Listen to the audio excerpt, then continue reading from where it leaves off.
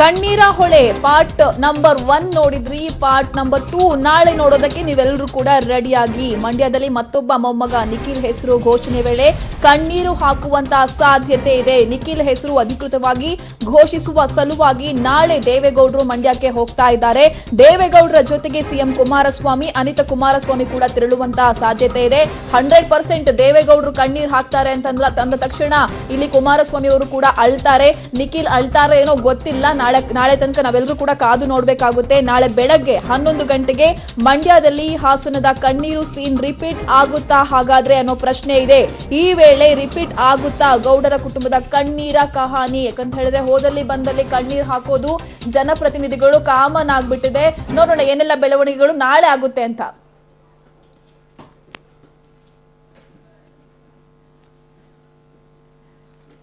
ಇದೀಗ ನಮ್ಮ ಜೊತೆ ಮಾತನಾಡೋದಕ್ಕೆ ಬಿಜೆಪಿಯಿಂದ ಪ್ರೀತಮ್ ಗೌಡ ಇದ್ದಾರೆ, ಜೆಡಿಎಸ್ ನಿಂದ ವೈಎಸ್ಪಿ ದತ್ತ ಇದ್ದಾರೆ.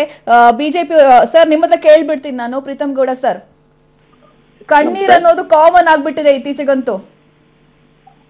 ಇವತ್ತು ಕಣ್ಣೀರ ಹೊಳೆಯೇ ಅರ್ದ್ಬಿಟ್ಟಿದೆ ಹೊಳ್ನರಸಪುರದಲ್ಲಿ. ಏನ್ ಹೇಳ್ತೀರಾ? ನಾನು ಬೇರೆ ಮಾಧ್ಯಮ ಸರ್ ನಿಮ್ ಧ್ವನಿ ಕೇಳಿಸ್ತಾ ಇಲ್ಲ. ನಾನು ಬೇರೆ ಮಾಧ್ಯಮದ ಮಿತ್ರರ ಜೊತೆ ಮಾತಾಡ್ಬೇಕಾದ್ರೆ ಇದೇ ವಿಷಯ ಪ್ರಸ್ತಾಪ ಮಾಡ್ತಾ ಇದ್ದೆ.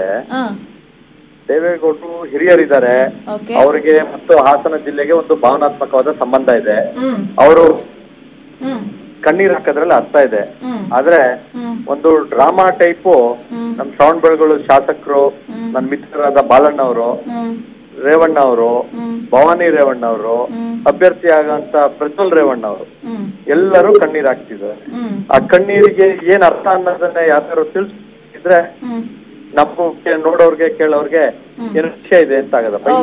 ವೈಎಸ್ಪಿ ದತ್ತ ಅವರು ಇದ್ದಾರೆ, ಅವ್ರ ಹತ್ರ ಕೇಳೋಣ ಇರಿ. ಕಾರಣ ಸರ್ ಕೇಳಿಸ್ಕೊಂಡ್ರಿ ಅನ್ಸುತ್ತೆ. ಏನ್ ಕಾರಣ ಸರ್? ಕಾಲ್ ಕಟ್ ಆಗಿದೆ. ಪ್ರೀತಮ್ ಗೌಡ ಸರ್, ನೀವೇ ಹೇಳ್ತೀರಾ ಆರ್ಟ್ ಆಫ್ ಕ್ರೈಯಿಂಗ್ ಅಂತ? ನಾನು ಬಿಜೆಪಿಗರು ಅದೆಲ್ಲದಕ್ಕೂ ನಾನು ಅಷ್ಟು ವಿಶ್ಲೇಷಣೆಗೆ ಹೋಗೋದಿಲ್ಲ. ನೀವು ಮಾಧ್ಯಮದವರು ನಮ್ಗಿಂತ ಹೆಚ್ಚು ಶಕ್ತಿ ಇದ್ದೀರಿ, ಅದ್ ಮಾತಾಡಿ. ಸರ್ ನೀವೇ ಟ್ವೀಟ್ ಮಾಡಿದಿರಾ, ನಾವ್ ಅದನ್ನ ಕೊಡ್ತಾ ಇದೀವಿ ನೋಡಿ. ರೈತರು ಆತ್ಮಹತ್ಯೆ ಮಾಡ್ಕೊಂಡಾಗ ಅಳ್ಳಿಲ್ಲ, ಅದು ನಂದೇ ಸ್ಟೇಟ್ಮೆಂಟ್. ರೈತರ ಆತ್ಮಹತ್ಯೆಗೆ ಕಣ್ಣೀರ್ ಹಾಕ್ಲಿಲ್ಲ, ಪುಲ್ವಾಮಾದ ಯೋಧರಿಗೆ ಹುತಾತ್ಮರಾದಾಗ ಕಣ್ಣೀರ್ ಹಾಕ್ಲಿಲ್ಲ. ಈಗ ನಡೀತಿರೋದು ಪಟ್ಟಾಭಿಷೇಕ. ಯಾವ್ದಾದ್ರು ಕಾರ್ಯಕರ್ತನ್ ಕೊಟ್ಟು ನಾನೇನಾದ್ರೂ ಇಲ್ಲಿಂದ ನಿವೃತ್ತಿ ಆಗ್ತಿದ್ದೀನಿ ಅಂತ ಹೇಳಿದ್ರು ಭಾವನಾತ್ಮಕ ಸಂಬಂಧ ಅಂತ ಹೇಳ್ತಿದ್ದೆ ನಾನು.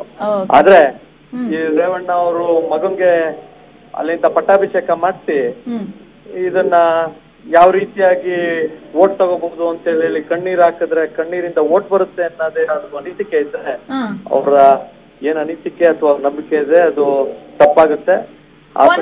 ವೈಎಸ್ಪಿ ದತ್ತ ಇದ್ದಾರೆ ಸರ್, ಇದು ಓಟ್ ಗಿಮಿಕ್ ಅಂತ ಹೇಳ್ತಾ ಇದಾರೆ, ಏನ್ ಹೇಳ್ತೀರಾ ಸರ್ ನೀವು?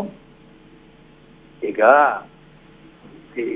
ಇಂಥ ವಿಷಯಗಳಲ್ಲಿ ಈ ಚುನಾವಣೆ ಸಂದರ್ಭದ ಒಳಗಡೆನಲ್ಲಿ ಅದು ನಿಜವಾಗ್ಲೂ ಕೂಡ ಹೃದಯಾಂತರಾಳದಿಂದ ಬಂದಿದ್ರು ಎಲ್ಲವೂ ಕೂಡ ಎಲ್ರಿಗೂ ಕೂಡ ಒಂದು ರೀತಿಯಲ್ಲಿ ಇದು ಚುನಾವಣೆ ತಂತ್ರ, ಮತಗಳಿಸುವ ಗಿಮಿಕ್ಕು ಅಂತ ಭಾಸವಾಗುತ್ತೆ.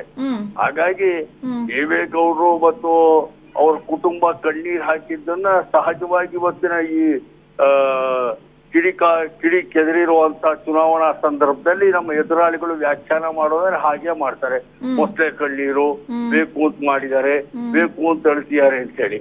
ಆದ್ರೆ ಒಂದು ನಾನು ಹೇಳೋದಕ್ಕೆ ಇಷ್ಟಪಡೋದೇನಪ್ಪಾ ಅಂದ್ರೆ, ಹಲೋ ಹೇಳಿ, ಒಂದ್ ಹೇಳೋದಕ್ಕೆ ಇಷ್ಟಪಡೋದೇನಂದ್ರೆ, ಕರ್ನಾಟಕ ರಾಜ್ಯ ರಾಜಕಾರಣದಲ್ಲಿ ನಾನು ಬೇರೆ ವಿಷಯ ಮಾತಾಡೋದಿಲ್ಲ, ಅವ್ರ ಕುಟುಂಬದ್ದಲ್ಲ.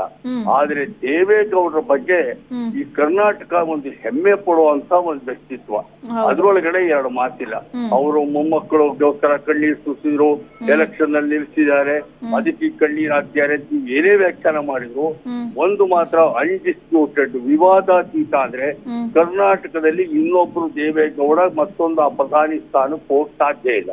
ಹಾಗಾಗಿ ಅವರು ಒಂದು ರೀತಿಯಲ್ಲಿ ಬ್ಯೂಟಿ ಆಫ್ ಡೆಮಾಕ್ರಸಿಯ ಸೊಬಗು ಅವರು ಒಬ್ಬ ಸಾಮಾನ್ಯ ತಾಲೂಕ್ ಬೋರ್ಡ್ ಮೆಂಬರ್ ಆಗಿ PLD ಬ್ಯಾಂಕ್ ಡೈರೆಕ್ಟರ್ ಆಗಿ OSP ದತ್ತ ಸರ್, ಒಂದು ಪುಲ್ವಾಮಾ ದಾಳಿ ಆದಂತ ಸಂದರ್ಭದಲ್ಲಿ ಯೋಧರು ಮಡಿದಾಗ ಕಣ್ಣೀರು ಬರ್ಲಿಲ್ಲ ಅನ್ನೋ ಆರೋಪವನ್ನ ಬಿಜೆಪಿಗರು ಮಾಡ್ತಿದ್ದಾರೆ. ಚುನಾವಣೆ ಬಂದಾಗ ಮಾತ್ರ ಈ ರೀತಿ ಕಣ್ಣೀರು ಹಾಕೋದು ಒಂದು ರೀತಿಯ ಗಿಮಿಕ್ ಅನ್ನೋ ಅರ್ಥದಲ್ಲೂ ಕೂಡ ಮಾತನಾಡಿದ್ರೆ ಏನ್ ರಿಯಾಕ್ಟ್ ಮಾಡ್ತೀರಾ ನೀವು ಅಂತ ಹೇಳ್ತೀನಿ.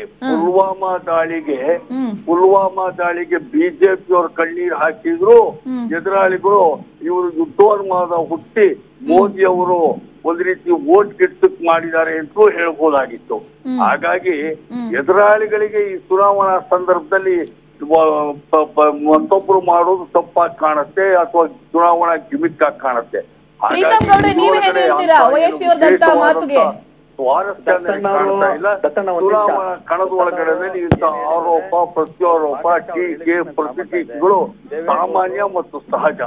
ಆದ್ರೆ ವಾಸ್ತವ ನೈಜತೆ ಏನು ಅನ್ನೋದನ್ನ ಅಂತಿಮವಾಗಿ ತೀರ್ಮಾನ ಮಾಡೋ ಚುನಾವಣೆ ಒಳಗಡೆ ಮತದಾರರು. ಪ್ರೀತಮ್ ಗೌಡ್ರೆ, ನೀವೇನ್ ಹೇಳ್ತೀರಾ ಅಂತ ಹೇಳಿ. ದತ್ತಣ್ಣ ಅವರ ಹೇಳಿದ ಮಾತಲ್ಲಿ ಭಾಗಶಃ ಒಪ್ಕೊಳ್ಳೋ ಅಂತ ವಿಷಯ ಇದೆ. ದೇವೇಗೌಡರು ಹಿರಿಯರಿದ್ದಾರೆ, ಅವ್ರ ಕೊಡುಗೆ ಬಗ್ಗೆ ಅದ್ಯಾರು ಇಲ್ಲಿ ಪ್ರಶ್ನೆ ಮಾಡ್ತಾ ಇಲ್ಲ. ಇಲ್ಲಿ ಇರೋದು ಚುನಾವಣೆ 35 ದಿನ ಇರುತ್ತೆ. ಮೊಮ್ಮಗ ಅವರು ಮಾತಾಡ್ತಿದ್ದೀರಾ ದೇವೇಗೌಡರ ಬಗ್ಗೆ? ಭಯನ ಹೆಂಗೆ ನಿಮ್ಗೆ? ನೋಡಿ, ಎಲ್ಲವನ್ನ ಎದುರಿಸಿ ಅವ್ರು ಹೇಳಿದ್ರು ತಾಲೂಕ್ ಬೋರ್ಡ್ ಮೆಂಬರ್ ಆಗಿ PLD ಬ್ಯಾಂಕ್ ಆಗಿ ಇವತ್ತು ಪ್ರಧಾನಿ ಆಗಿದ್ದಾರೆ ಅಂತ. ನಮ್ಮ ಗೌರವ ಇದೆ, ಕರ್ನಾಟಕದವರೊಬ್ರು ಪ್ರಧಾನಿ ಆಗಿದ್ರು ಅಂತ ಹೇಳಿ. ಅದೇ ರೀತಿ ಈ ಪ್ರೀತಮ್ ಗೌಡನು ಹಾಸನಿಂದ ಬಂದಿರೋನು, ನಾನು ಸಾಮಾನ್ಯ ಕುಟುಂಬದಿಂದ ಬಂದಿರೋನು, ಬಿಜೆಪಿಯಿಂದ MLA ಆಗಿದ್ದೀನಿ. ಹೆದರಂಗಿದ್ರೆ ರಾಜಕಾರಣಕ್ಕೆ ಬರ್ತಾ ಇರ್ಲಿಲ್ಲ.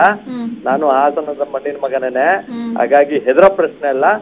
ಅವರ ಕೊಡುಗೆ ಇರೋದನ್ನ ವಾಸ್ತವಾಂಶವನ್ನ ಮಾತಾಡೋದು ಸಭ್ಯತೆಯ ಲಕ್ಷಣ.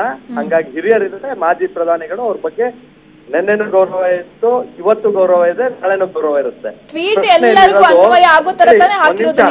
ಒಂದ್ ನಿಮಿಷ ಹೇಳ್ತೀನಿ. ಪ್ರಶ್ನೆಯಲ್ಲಿರೋದು ಡ್ರಾಮಾ ಕಂಪನಿ ಬಗ್ಗೆ. ಅಲ್ಲಿ ಇದ್ದವರೆಲ್ಲರೂ ಹತ್ರಲ್ಲ, ಅದ್ರ ಬಗ್ಗೆ ಮಾತ್ರ ಇಲ್ಲಿ ಪ್ರಶ್ನೆ ಇರೋದು. ದೇವೇಗೌಡರಿಗೊಂದು ಭಾವನಾತ್ಮಕ ಸಂಬಂಧ ಇದೆ. ಅವರು ಕಳೆದ 5-6 ಚುನಾವಣೆಯಿಂದ ಡ್ರಾಮಾ ಕಂಪನಿ ಅಂತ ಹೇಳ್ತೀರಾ, ಮತ್ ನೋಡಿದ್ರೆ ಭಾವನಾತ್ಮಕ ಸಂಬಂಧ ಇದೆ ಅಂತ ಹೇಳ್ತೀರಾ. ಒಂದ್ ಕಡೆ ಟ್ವೀಟ್ ನೀವೇ ಮಾಡಿದ್ದು ಅಂತ ಹೇಳ್ತೀರಾ. ನಮ್ಗೆ ಒಂಥರ ಕನ್ಫ್ಯೂಸ್ ಆಗ್ತಿದ್ಯಪ್ಪ ನಿಮ್ ಹೇಳಿಕೆ. ಮೇಡಮ್, ನಾನು ಹೇಳ್ತಿರೋದನ್ನ ಸ್ವಲ್ಪ ಸಾನೆಯಿಂದ ಕೇಳಿ ಮೇಡಮ್. ನಾನು ಹೇಳ್ತಾ ಇರೋದು ದೇವೇಗೌಡರು ಭಾವನಾತ್ಮಕ ಸಂಬಂಧ ಸರಿ ಇದೆ ಮೇಡಮ್. ಅವ್ರು ಹೇಳ್ತಾ ಇದ್ರೆ ಕ್ಷೇತ್ರ ಬಿಟ್ಟು ಹೋಗ್ತಿದೀನಿ ಅಂತ ಹೇಳಿ ಕಣ್ಣೀರ್ ಹಾಕಿದ್ರಲ್ಲಿ ಅರ್ಥ ಇದೆ. ಆದ್ರೆ ಯಾರು ಸ್ಟೇಜ್ ಮೇಲೆ ಇದ್ರು, ಸ್ಟೇಜ್ ಮೇಲೆ ಇದ್ದವ್ರು ಅನ್ನೋಂಥದ್ದು ಏನ್ ವಿಷಯ ಇತ್ತು ನೀವು ಹೇಳೋ ಪ್ರಕಾರ ಪ್ರಜ್ವಲ್ ನಾಟಕ, ರೇವಣ್ಣ ಅವರು ನಾಟಕ, ಬಾಲಕೃಷ್ಣ ಅವರು ನಾಟಕ, ಭವಾನಿ ರೇವಣ್ಣ ಅವರು ನಾಟಕ ಮಾಡ್ತಿದ್ದಾರೆ ಅಂತ ಆಯ್ತು. ಅವರು ನಾಟಕ ಕಂಪನಿ ಅವ್ರು ಓಟಿಗೋಸ್ಕರ ನಾಟಕ ಮಾಡ್ತಿದ್ದಾರೆ ನೇರ ಆರೋಪ ಮಾಡ್ತಾ ಇದೀನಲ್ಲ, ನೇರವಾಗಿ ಆರೋಪ ಮಾಡ್ತಾ ಇದ್ದೀರಾ? ಹೇಳ್ತಾ ಇದೀನಲ್ಲ. ನೀವು ಏನಾದ್ರೂ ವಿಷಯ ಹೇಳಿದ್ರೆ ಅದನ್ನ ನಮ್ಮ ಏನು ಅಲ್ಲ, ಇಷ್ಟೆಲ್ಲ ನೊಂದ್ಕೊಂಡು ಅವ್ರ ಹಾಸನವನ್ನ ಬಿಟ್ಕೊಡುವಂತ ಒಂದು ಅಗತ್ಯತೆ ಇತ್ತ ಅಂತ ದೇವೇಗೌಡರು? ಅದನ್ನೇ ನಾನು ಹೇಳಿದ್ನಲ್ಲ, ಪಟ್ಟಾಭಿಷೇಕ ನಡೀತಿದೆ ಅಂತ. ನೀವು ಅದನ್ನ ಅಬ್ಸರ್ವ್ ಕೇಳಿಸ್ಕೊಳ್ಳಿಲ್ಲ ನೀವು. ದತ್ತ ಸರ್, ನೀವೇನ್ ಹೇಳ್ತೀರಾ? ಇಷ್ಟೊಂದು ನೋವು ಇಟ್ಕೊಂಡು ಹಾಸನವನ್ನ ಬಿಟ್ಕೊಡುವಂತ ಅಗತ್ಯ ಇತ್ತ? ಅದನ್ನ ಅವರು ಆಂತರಿಕವಾಗಿ ನಾನು